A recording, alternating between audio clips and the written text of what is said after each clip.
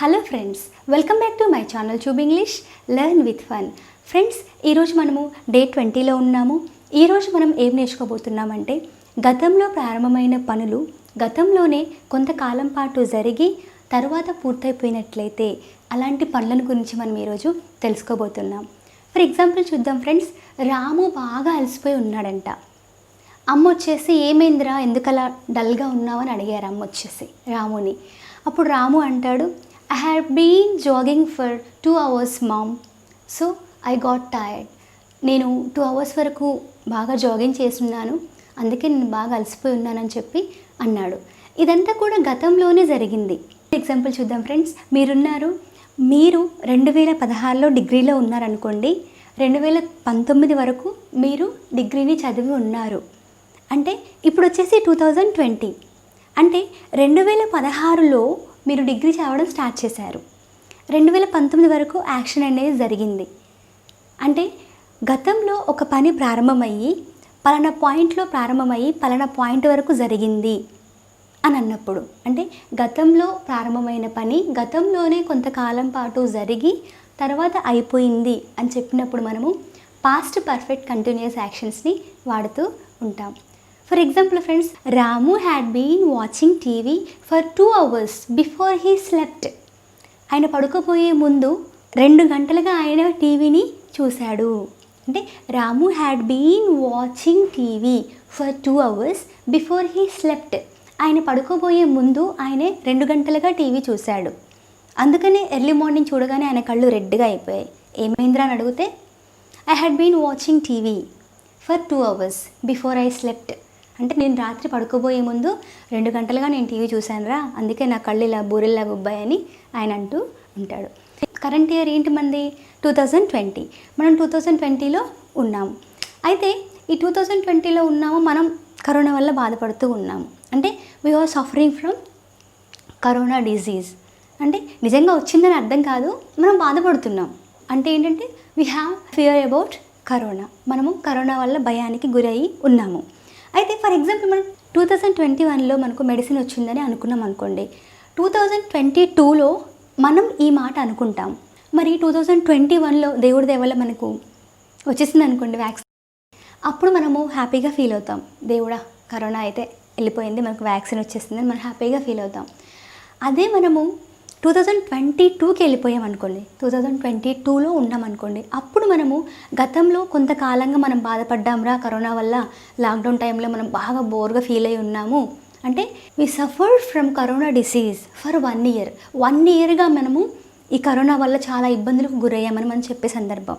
అంటే we had been suffering from corona disease for 1 year.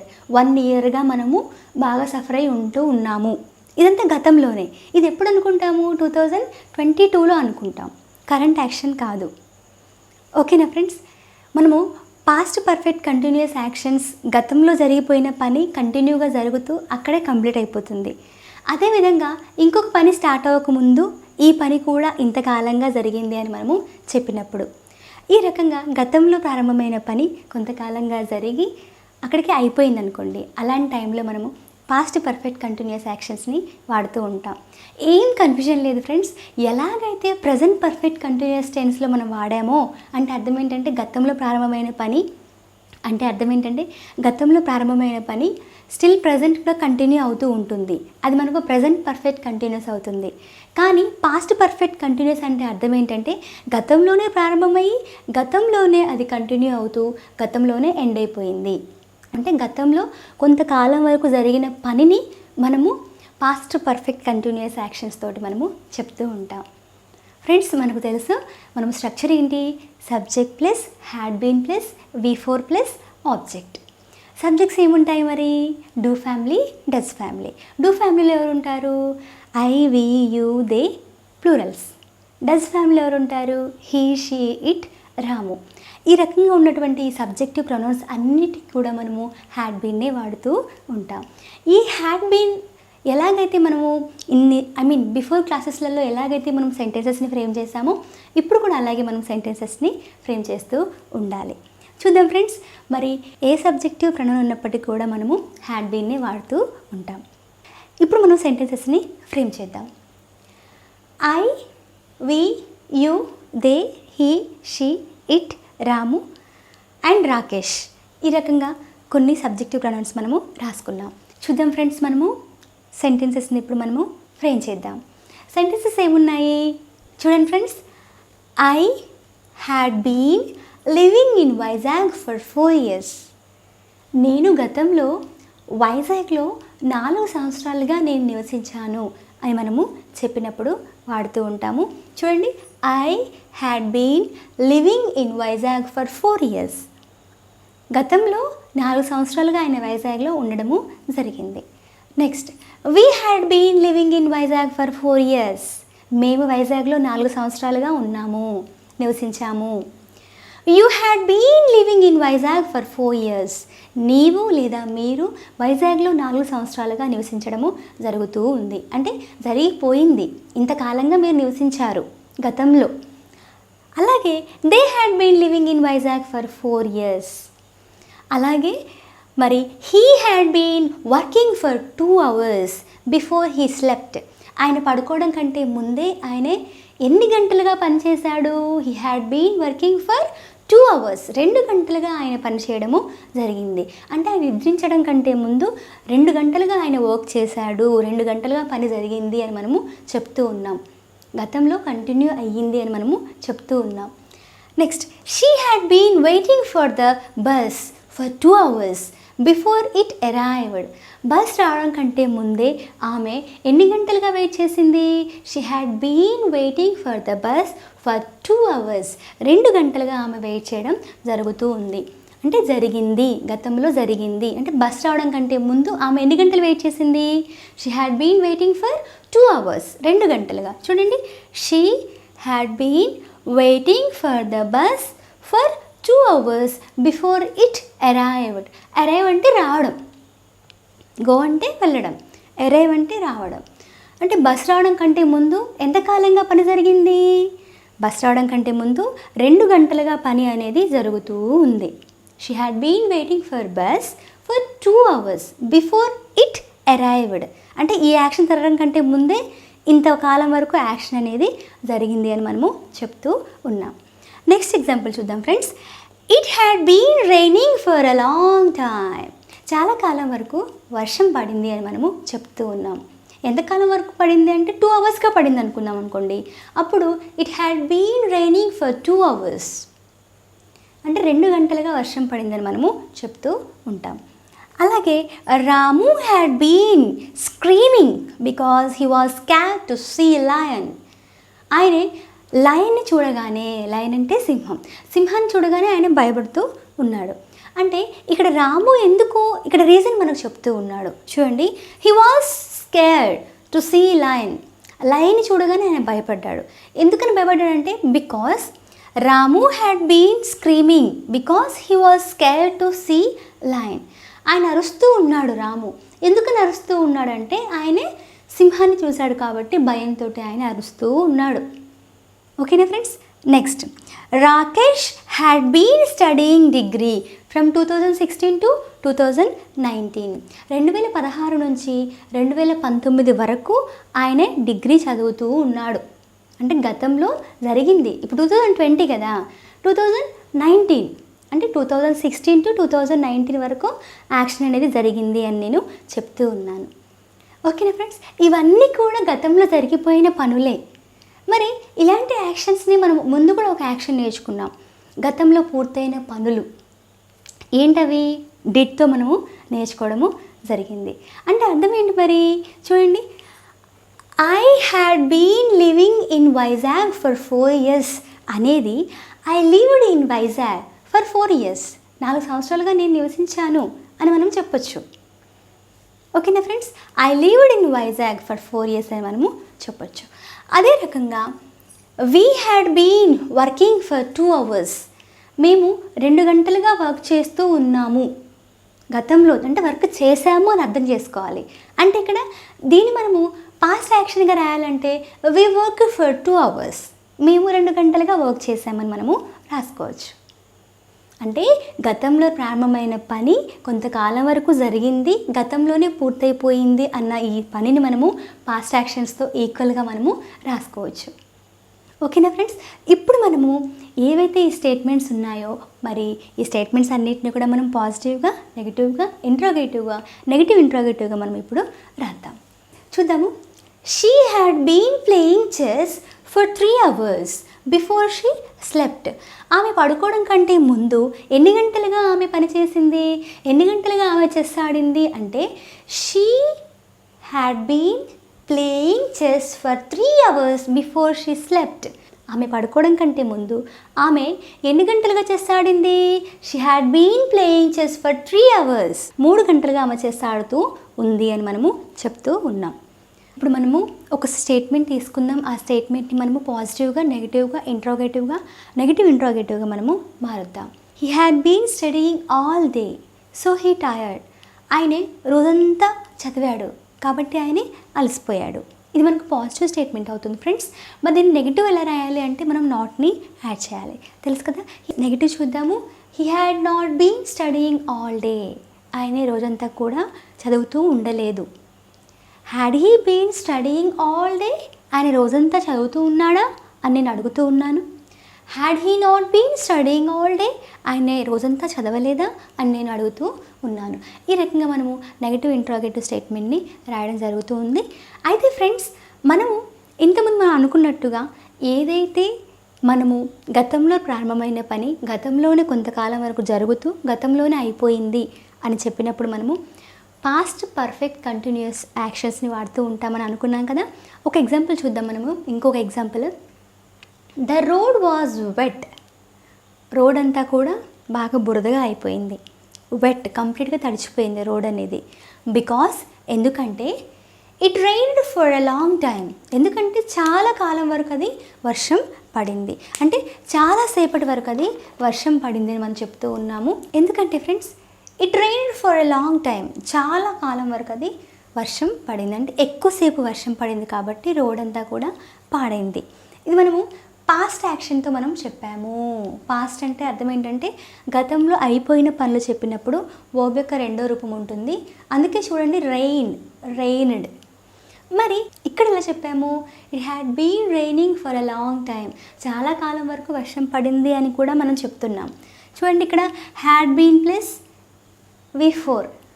ఇక్కడ had been అంటే గతంలో ఇంతకాలం వరకు జరిగింది, అయిపోయిందని అర్థం ఇక్కడ. కాబట్టి ఇక్కడ మనకు హ్యాడ్ బీన్ ప్లస్ V4 వచ్చింది. చూడండి, ఇక్కడ హ్యాడ్ బీన్ ప్లస్ V4. దీన్ని బట్టి మనం ఏమర్థం చేసుకోవాలంటే పాస్ట్ యాక్షన్సే ఇవన్నీ కూడాను. ఏది? హ్యాడ్ బీన్ ప్లస్ V4 లేదా V2 అన్నా కూడా మనకు పాస్ట్ యాక్షన్స్ కిందకే వస్తూ ఉంటాయి. ఓకేనా ఫ్రెండ్స్, ఇప్పుడు మనము డబుల్ హెచ్ క్వశ్చన్స్ని నేర్చుకుందాం.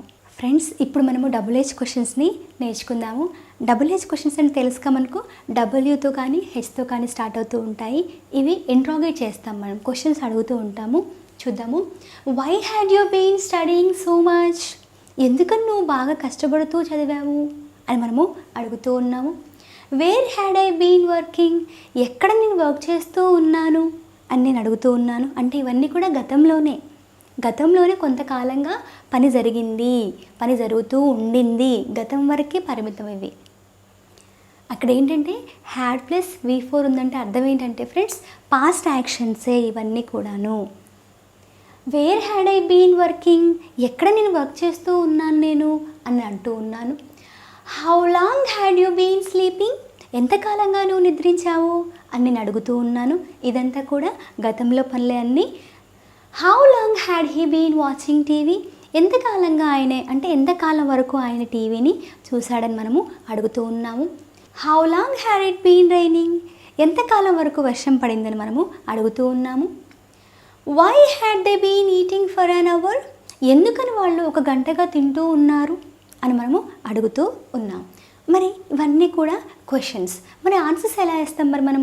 మరి ఆన్సర్స్ ఎలా రాస్తామంటే why had you been studying so much? ఎందుకని అంతకాలం వరకు నువ్వు చదివావంటే my ambition was to get first rank. నా అంబిషన్ ఏంటంటే ఫస్ట్ ర్యాంక్ నేను పొందాలని అనుకున్నాను. ఇక్కడ మై అంబిషన్ ఈజ్ అని అనం మనం. మై అంబిషన్ వాజ్ అంటాం, ఎందుకంటే ఇదంతా కూడా అయిపోయిన యాక్షన్ కాబట్టి ఆ టైంలో నేను ఫస్ట్ ర్యాంక్ కొట్టాలని అనుకున్నాను. So my ambition was to get first rank. ఆ రకంగా మనం ఆన్సర్ని ఇవ్వచ్చు. Where had I been working, ఎక్కడ నేను వర్క్ చేస్తూ ఉన్నాను అంటే అర్థం ఏంటంటే కోర్స్ మీరు ఈ క్వశ్చన్ అడిగిన వ్యక్తికి గతం మర్చిపోయి ఉండొచ్చు.